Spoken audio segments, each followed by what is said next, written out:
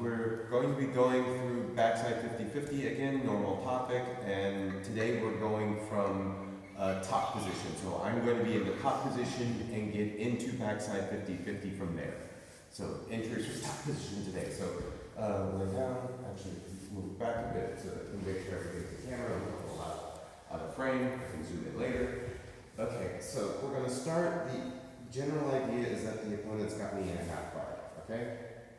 Yes, so standard half guard. Normally when we're in half guard, we're transferring over, trying to free our feet and everything. This time we're going to, go ahead, lock. This time we're going to use his half guard to give us the position we want. Because with this leg right here, I'm almost halfway to the backside 50-50 as it is. So what we're going to do is we start like what we did with the backside heel hook. I come over and step, okay?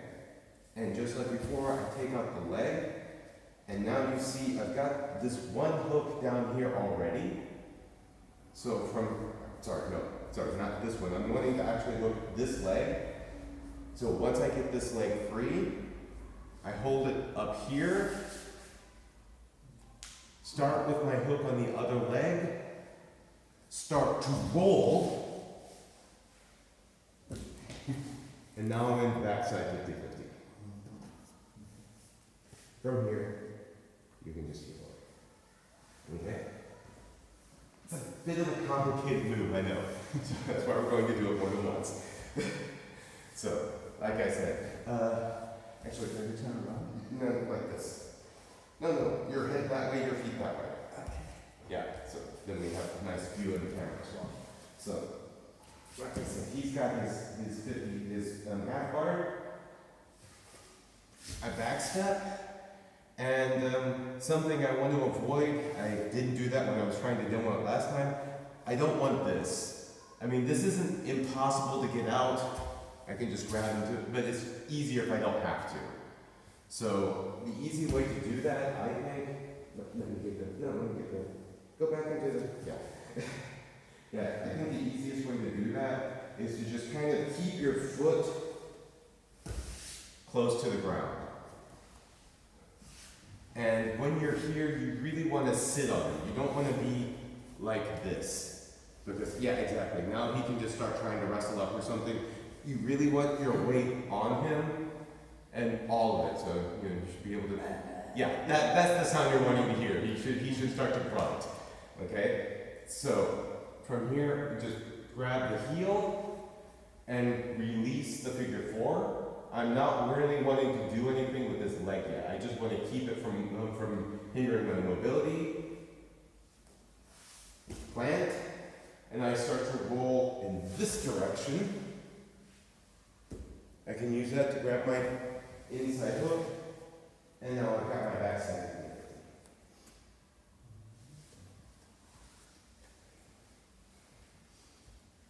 Kind of clear? Anyone want to see it one more time? Can you do it to someone else? Oh, yeah. Okay. So, just, yeah.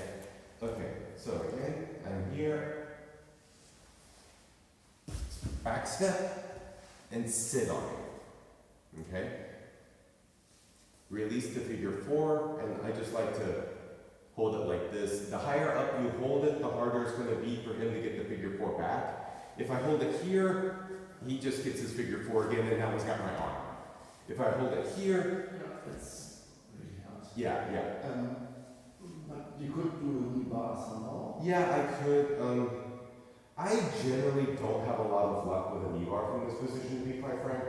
So I always notice that I'm personally, when people try it from me from here, I can move too much. Okay. I find it really easy when he tries to knee bar, if you just jet your hips out that way, exactly. I personally I don't think it's that good a place for a knee bar, honestly. I like to use it to transition to something else. So from here, the foot comes into the far leg. Just a plan to keep yourself from doing that big face plant. Initiate your forward roll, and with the forward roll, you get your other hook, and you're in the backside. Okay? So, the basic thought was, what happens if he manages it's like in this position, basically, and it is true, there is kind of a moment where you've got a little bit of a wobbly feeling, especially if you're just kind of doing it like this. This is when I have a general rule, whenever I'm transitioning in any kind of position from here, I like to grab his legs. That gives me a lot of stability. So the minute I get here, I grab a leg. And once I've got a leg, try to get it off.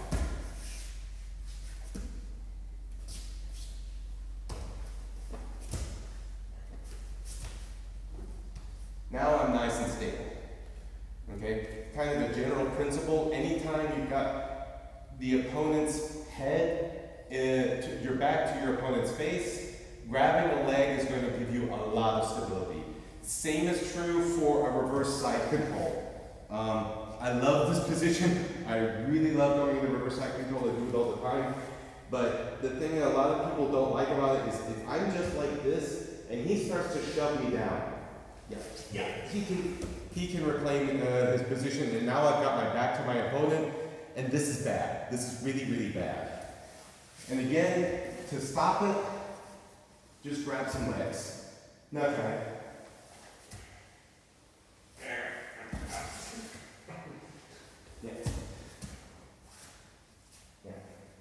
So, and if you can't get both legs, you at the very least want to get the leg that's closest to you.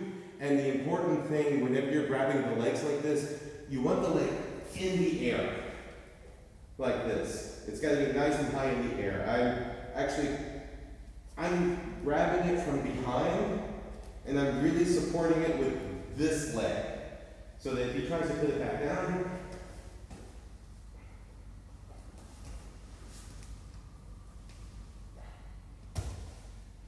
okay, and it's also protection for me if he tries to do a triangle on my head. Go ahead.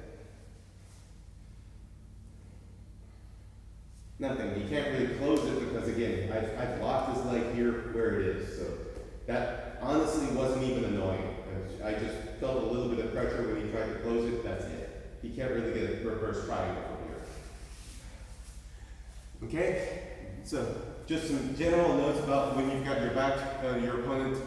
When you're showing your opponent your back, basically from a control position, again, you want to get control of those legs, and that's going to really stabilize your whole position for you. So that's kind of all the technical stuff for today. We spent a lot of time with this entry. Let's go over to some sparring.